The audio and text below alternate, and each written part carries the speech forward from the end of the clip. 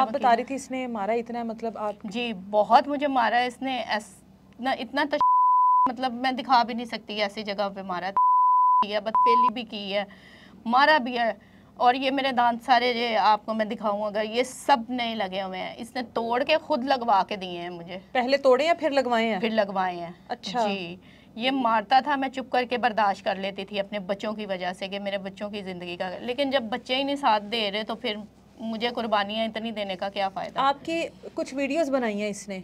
जी वो क्यों बनाई हैं? मतलब शोहर है आपका, आपकी इज्जत का मुहाफिज है वो, आपके वीडियोस क्यों बनाई गई? वीडियो इसलिए बनाई गई है क्योंकि इसकी जो छोटी बहन है ना, वो अपने घर में बसती नहीं है, वो बसती नहीं है, और उसको अपने बहनोई को सबक सिखाने के लिए पता नहीं क्या इसकी उसके साथ खार है, क्या दुश्मनी है, क्या मसला मसाइल है, उसको जो है ना इसने अपनी बहन को बसाने के लिए ना, उसको ब्लैकमेल करने के लिए मेरे से वीडियो बनवाई।